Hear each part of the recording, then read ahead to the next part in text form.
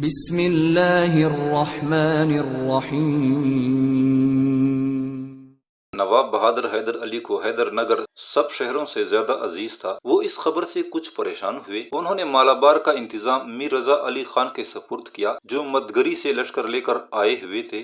پھر نواب بہادر باغیں اٹھا کے حیدر نگر کو بچانے کے لیے روانہ ہوئے۔ اس وقت تک مرہٹے بیدانور پر قابض ہو چکے تھے، مگر بارش کی وجہ سے وہ قبضہ برقرار نہ رکھ سکے اور مرہٹوں کا لشکر واپس ہو گیا۔ اس طرح نواب بہادر کو حیدر نگر کے لیے کوئی جنگ نہ کرنا پڑی۔ مرہٹوں کی طرف سے مطمئن ہونے کے بعد نواب بہادر نے چتلارک پر فوج کشی کی اور حیدری لشکر کا چتلارک کے مضافات پر قبضہ ہو گیا۔ اب انہوں نے قلعہ کا محاصرہ کر لیا۔ محاصرہ طول کھینچ کیا۔ 5 ماہ بعد نواب بہادر نے محاصرہ اٹھا لیا۔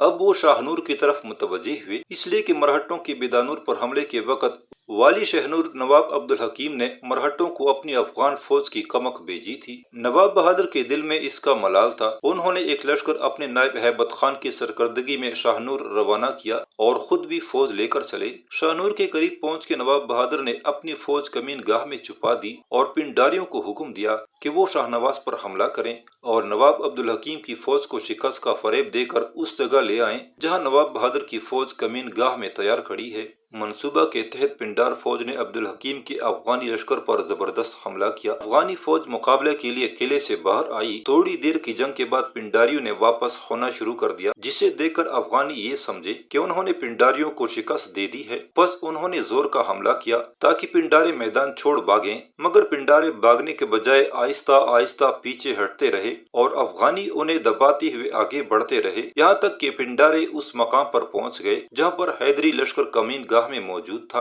اس وقت حیدری لشکر نے اچانک کمین گاہ سے نکل کر شاہنواز کی افغانی لشکر پر حملہ کر دیا۔ اس حملے سے افغانی گھبرا گئے اور نواب بہادر کے لشکر نے انہیں کاٹ کے رکھ دیا۔ نواب عبدالحکیم خان کو اس شکست کی اطلاع پہنچی تو اس نے بھاگ کر قلعہ میں پناہ حاصل کی اور قلعہ بند ہو گیا۔ نواب بہادر حیدر علی خان کو اس پر سخت غصہ تھا۔ انہوں نے فوراً قلعے کے گرد محاصرہ ڈال دیا۔ جب کئی دن محاصرہ کو گزر گئے تو نواب عبدالحکیم نے یہ سمجھ لیا کہ اب نواب بہادر کچھ کیے بغیر یہاں سے ٹلنے والے نہیں۔ چنانچہ اس نے صلح کا پیغام بھیجا اور 1 کروڑ نقد اور مضافات کے چند قلعے نواب بہادر کو پیش کیے۔ نواب بہادر نے اسے غنیمت سمجھا اور محاصرہ اٹھا لیا۔ اس کے بعد نواب بہادر نے آس پاس کے علاقوں کے راجاؤں اور پالیگاروں کی طرف لشکر روانہ کیے۔ ایک لشکر جو مرزا علی حسین علی بے کی سالاری میں گیا تھا، اس نے بسواری درک کو فتح کیا اور وہاں کے راجا نے نواب کی خدمت میں مروارید، یاقوت اور جڑاؤ زیورات کے 20 صندوق بطور تعاون روانہ کیے۔ نواب بہادر حیدر علی خان نے 1760 میں مالابار کی طرف سے کوچ کیا تھا اور مسلسل 4 سال سے فتوحات کا سلسلہ جاری تھا۔ نو عمر شہزادہ سلطان ٹیپو ان کے ساتھ تھا اور راستے کی صعوبتوں، حملہ کی سختیوں اور جنگی مورچوں پر شمشیر زنی اور گولہ باری کے مناظر نہ صرف اس کی نظروں سے گزر رہے تھے بلکہ وہ خود بھی ان تمام مہمات میں عملی طور پر شریک تھا۔ شہزادے کا یہی عملی تجربہ تھا جس نے اسے کم عمری ہی میں ایک تجربہ کار جرنیل کی تمام خوبیوں سے آراستہ کر دیا تھا۔ نواب بہادر کو 4 سال تک برابر فتوحات حاصل ہوتی رہی، لیکن اب ان کے سامنے مرہٹوں کی طاقت ایک مضبوط دیوار بن کے آ گئی۔ جنگ پانی پت میں مرہٹوں کی طاقت کا تقریباً خاتمہ ہو گیا تھا، مگر جب مادوراؤ ان کا نیا پیشوا بنا تو اس نے مرہٹوں کی طاقت کو ازے سرنو ترتیب دیا۔ اس سے نواب بہادر کی مالابار کی فتوحات کی خبریں برابر پہنچ رہی تھیں۔ بیدانور، مالابار اور شاہنور وغیرہ پر نواب بہادر کا قبضہ اسے سخت ناگوار گزر رہا تھا۔ وہ اس نئی ابھرتی ہوئی طاقت کے وجود کو پسندیدہ نظروں سے نہیں دیکھتا تھا۔ آخر مادوراؤ ایک منظم لشکر کے ساتھ نواب حیدر علی خان کے زور کو توڑنے کے لیے میسور کی طرف بڑھا۔ اس وقت اس کی کمان میں 1 لاکھ سوار، 60,000 پیادے اور 50,000 تیر اندازوں کے علاوہ ایک بڑا توپ خانہ بھی تھا۔ یہ ایک لشکر نہ تھا بلکہ ایک طوفان تھا جس نے راستے میں آنے والی طاقتوں کو پیس کے رکھ دیا۔ نواب بہادر کو اس خطرناک لشکر کے آنے کی اطلاع ہوئی تو وہ بہت فکر مند ہوئے، مگر ہاتھ پر ہاتھ رکھنے کے بجائے جو کچھ فوج اکٹھا ہو سکی اسے لے کر سرنگا پٹم سے بنگلور آئے۔ اس دوران مادوراؤ اپنے لاؤ لشکر کے ساتھ شاہنور پہنچا۔ نواب عبدالحکیم خان، جس نے کچھ دن پہلے ہی نواب بہادر کی اطاعت قبول کی تھی، غداری کرتے ہوئے مرہٹوں سے مل گیا۔ چتلارک کے راجا نے بھی मरहटों की गुलामी का तोक अपने गले में डाल लिया। माधोराव यहाँ से आगे बढ़कर सिरा पहुँचा। यहाँ का सूबेदार मीर रजा अली खान था। उसने किलाबंद होकर चंद दिन मुकाबला किया, फिर मुल्क और किला दुश्मन से बचाने के लिए उसने किला माधोराव के हवाले कर दिया। उधर नवाब हैदर अली खान ने बेंगलोर में बैठ के पिंडारों की एक फौज सराही मागड़ी रवाना की कि वो मरहटा लश्कर पर चुप कर शब खून मारते रहे। माधोराव ने भी किला मागड़ी का रुख किया और किला का मुहासरा कर लिया, लेकिन किलादार सरदार खान ने उसका मुकाबला किया। 4 दिन तक मरहट्टा फौज किला पर हमले करती रही, मगर सरदार खान ने उसकी एक चलने न दी और हर हमला पसपा कर दिया। उस वक्त राजा चितलारग, जो किला मागड़ी के खुफिया रास्तों से वाकिफ था, उसने अपनी आदमियों को पोशीदा रास्तों से किले पर चढ़ा दिया। इस तरह किला मागड़ी पर दुश्मन का कब्जा हो गया, मगर किलादार सरदार खान ने हथियार नहीं डाले और अपने रफीकों के साथ सिर्फ तलवारों से मरहट्टा लश्कर का मुकाबला किया। सरदार खान और उसके रफका ने बहादुरी और शुजात का एक नया बाब रकम किया। सरदार खान के तमाम साथियों ने लड़ते लड़ते अपनी जानें कुर्बान कर दी। खुद सरदार खान तन्हा उनका मुकाबला करता रहा और जब शदीद जख्मी होकर गिरा तो उस वक्त उसे गिरफ्तार किया गया। मागड़ी के सहरा में छुपी हुई पिंडारों की फौज ने मरहट्टा लश्कर पर कई शब खून मारे और बिलाशुबा उन्होंने 1000 से ज्यादा मरहट्टे फौजियों को कत्ल कर दिया। मगर लाखों के लश्कर में 1000 आदमियों की कमी से क्या फर्क पड़ता। मागड़ी के बाद माधोराव ने बालापुर, कड़प्पा, कोलार, लंबागल और गरमकुंडा पर कब्जा किया और अब उसके सामने सरंगापट्टनम था। नवाब बहादुर हैदर अली खान की सल्तनत खुदादाद को अभी पूरी तरह इस्तेहकाम हासिल न हुआ था कि उन्हें ऐसे जबरदस्त गनीम का सामना करना पड़ा जो तकरीबन 2 लाख की नफरी, जिसमें सवार, प्यादे, तीर अंदाज और पिंडारे शामिल थे, लेकर उनकी तरफ बढ़ा आ रहा था। पिंडारों का ये हाल था कि वो निसफ के करीब मरहट्टा पेशवा माधोराव के साथ और इतने ही नवाब बहादुर हैदर अली खान के साथ थे और दोनों तरफ से कमाल वफादारी से लड़ रहे थे। नवाब बहादुर को इस बात का यकीन हो गया था कि अगर सरंगापट्टनम पर मरहट्टों का कब्जा हो गया तो उनकी सल्तनत का खात्मा हो जाएगा, मगर वो कमजोर दिल इंसान नहीं थे। वो हर किस्म के हालात में मुस्तकिल मिजाज और बेखौफ रहने के आदी थे। उनको ये भी मालूम था कि उनके जेर असर तमाम पालीगार और राजे उनसे मुंह मोड़कर माधोराव के तलवे चाट रहे हैं। बगैर हिरासा हुए वो अपनी फौज लेकर मागड़ी के सहरा में पहुंच गए। माधोराव को अपनी फतुहात पर मगरूर होना ही चाहिए था। हिंदू बगले बजा रहे थे और माधोराव की फतुहात पर इतराते फिरते थे। माधोराव ने चिंतामणि को अपना मुस्तकर बनाकर 50,000 का एक लश्कर, जिसके साथ भारी तोपखाना भी था, सरंगापट्टनम की तरफ रवाना किया और एक दूसरी फौज 12 महल पर कब्जा के लिए भेजी। नवाब बहादुर के लिए माधोराव को रोकने का ये आखिरी मौका था और उन्होंने अपनी जहानत और जसारत से इस मौका से भरपूर फायदा उठाया। नवाब बहादुर ने अपनी ताकत मागड़ी के जंगल में इकट्ठा कर दी और वो बेचैनी से उस 50,000 मरहट्टा फौज का इंतजार कर रहे थे जो हरावल दस्ते के तौर पर सरंगापट्टनम जा रही थी। एक रोज आधी रात गुजरते ही नवाब बहादुर अपने बरक रफ्तार दस्तों के साथ मागड़ी से निकले और मरहट्टा फौज पर एक जबरदस्त शब खून मारा। नवाब बहादुर का ये शब खून इस कदर जबरदस्त था कि मरहट्टों की निसफ के करीब फौज उसमें कट कर रह गई और बाकी फौज तमाम सामान्य जंग छोड़कर भाग खड़ी हुई। नवाब बहादुर को इस कामयाबी के अलावा एक और कामयाबी भी हासिल हुई। ये कामयाबी उन पिंडारों की थी जिन्हें नवाब बहादुर ने मरहट्टों की उस फौज को रोकने के लिए भेजा था जो 12 महल पर कब्जा के लिए जा रही थी। उस फौज पर भी हैदरी पिंडारों ने शब खून मारकर उसे वापसी पर मजबूर कर दिया था। इन 2 फतुहात ने नवाब बहादुर के उकड़े हुए पैरों को फिर से जमा दिया। मरहट्टा पेशवा को जब अपनी फौज की दोनों जगह शिकस्त की खबर मिली तो वो घबरा गया, इसलिए कि उसकी तकरीबन निसफ बेहतरीन फौज या तो कट गई थी या बेसहारा होकर सहरा में भटक रही थी। माधोराव ने फौरन चिंतामणि से अपना सदर मकाम तब्दील किया और अंबाजी वर्ग पहुँच गया। इस जबरदस्त शिकस्त ने उसके हवास गायब कर दिए थे। इस शर्मनाक हार के बाद न तो वो वापस जा सकता था और न आगे बढ़ सकता था। उसकी फौज में इस कदर कमी हो गई थी कि वो आगे बढ़ने का खतरा मोल लेने पर तैयार न था। हम सब जानते हैं कि मैदान जंग में 2 मुकाबल ताकतें सिर्फ उस वक्त सुलह पर आमादा होती हैं जब उनकी अपनी अपनी कुछ मजबूरियां होती हैं। मरहट्टा पेशवा माधोराव ने तकरीबन 2 लाख के लश्कर से नवाब बहादुर हैदर अली खान की बढ़ती हुई ताकत के खात्मे के लिए मैसूर पर हमला किया। उसने मुसलसल फतुहात हासिल की, पूरा मुल्क पामाल करके रख दिया। सल्तनत मैसूर पानी पर बहती हुए पत्ते की मानिंद लरजने लगी। फिर हवा का रुख बदला। नवाब बहादुर मागड़ी के जंगल से अपने तेज रफ्तार दस्तों के साथ निकले और ऐसा शब खून मारा کہ مادوراؤ کے 50,000 لشکر میں سے آدھے سے زیادہ فوجی مارے گئے، باقی سامان چھوڑ کے میدان سے بھاگ نکلے۔ دوسرا معرکہ نواب بہادر کے پنڈاروں نے سر کیا۔ انہوں نے 12 محل کی طرف جانے والی فوج پر حملہ کر کے اسے تباہ کر دیا۔ مرہٹہ پیشوا کا غرور خاک میں مل گیا اور اس کا سر ندامت کے مارے جھک گیا۔ اس طرح نواب بہادر کو پہم شکستوں کے بعد 2 ایسی فتوحات حاصل ہوئی تھی جن سے ان کے حوصلے بلند ہوئے تھے، مگر یہ خدشہ موجود تھا کہ ابھی مادوراؤ کے پاس نصف لشکر موجود ہے۔ اگر وہ شکست کا بدلہ لینے آگے بڑھا تو اسے روکنا مشکل ہو جائے گا۔ چنانچہ دونوں طرف صلح کا خیال پرورش پانے لگا۔ یہاں پہل نواب بہادر کی طرف سے ہوئی۔ نواب بہادر حیدر علی خان نے مادوراؤ کے پاس قاصد بھیجا۔ یہ قاصد خالی ہاتھ نہیں تھا۔ نواب نے 7 لاکھ کی رقم اس کے ساتھ کی تھی۔ قاصد نے 7 لاکھ کی یہ رقم مرہٹہ پیشوا مادوراؤ کے سامنے رکھ کر کہا، نواب بہادر حیدر علی خان نے مرہٹہ پیشوا کو پیغام دیا ہے کہ ہمیں جنگ سے آر نہیں، انکار نہیں، لیکن مرہٹوں کے عظیم لشکر نے ملک کو پامال کر ڈالا ہے۔ ہم چاہتے ہیں یہ 7 لاکھ کی رقم آپ قبول فرمائیں۔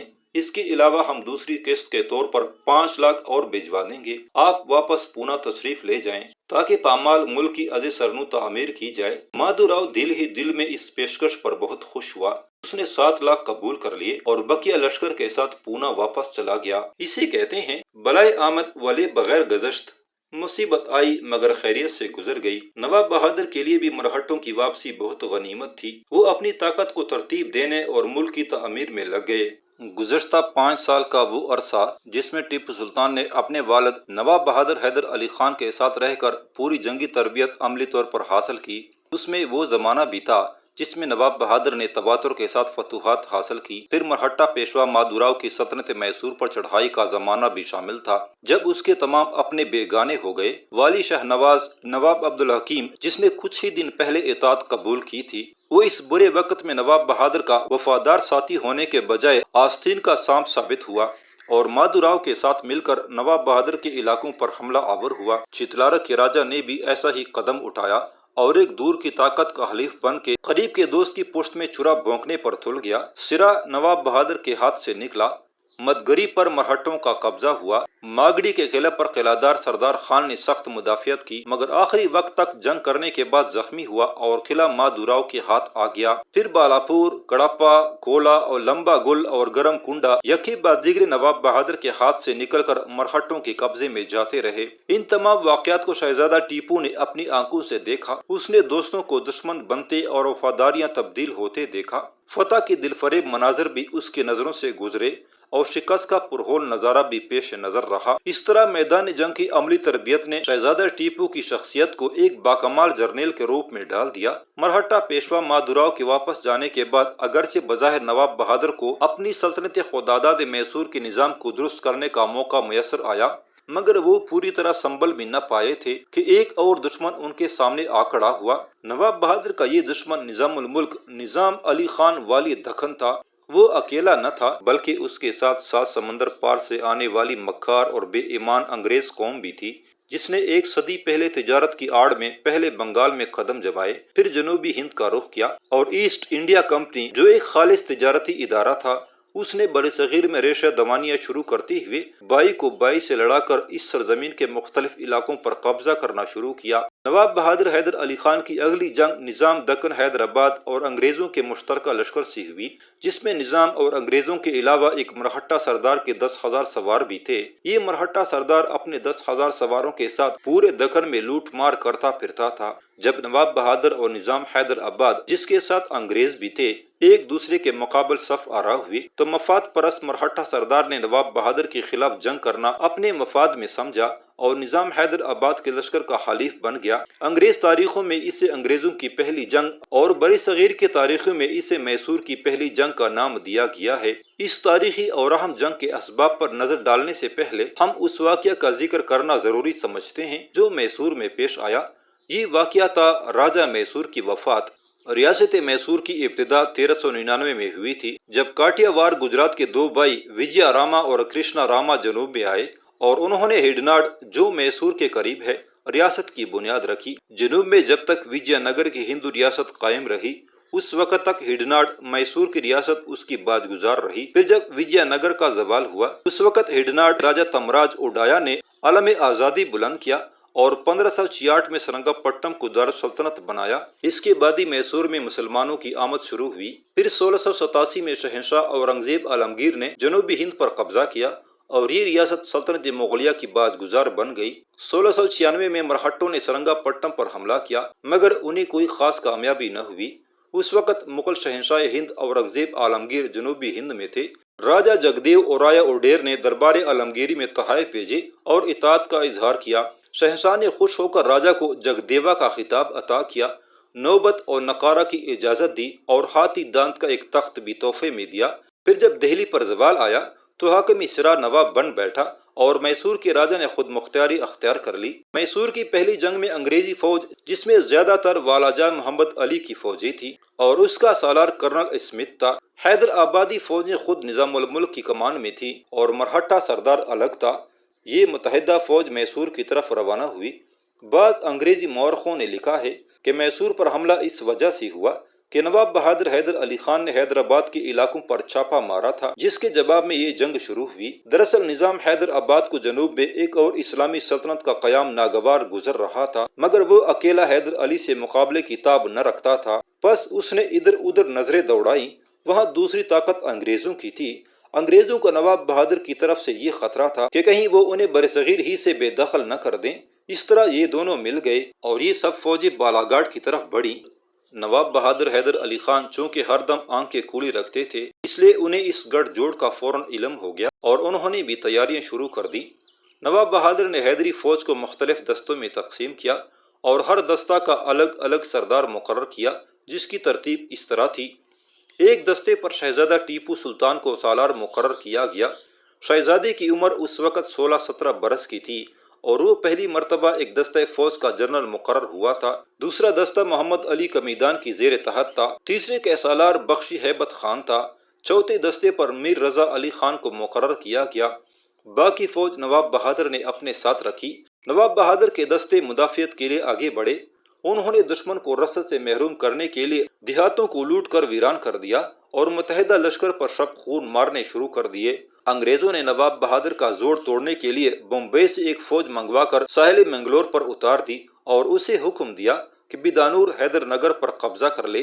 نواب بہادر کو اس کی اطلاع ملی تو انہوں نے شہزادہ ٹیپو کو بیدانور کی طرف روانہ کیا، پھر مشرقی محاذ میر رضا علی خان کے سپرد کر کے خود بھی بیدانور کی طرف روانہ ہوئے۔ نواب بہادر کے جانے سے محاذ کمزور ہو گیا اور اتحادی فوجوں نے دامباڑی، کنگن گڑھ، ہوسکوٹا اور کولار وغیرہ پر قبضہ کر لیا۔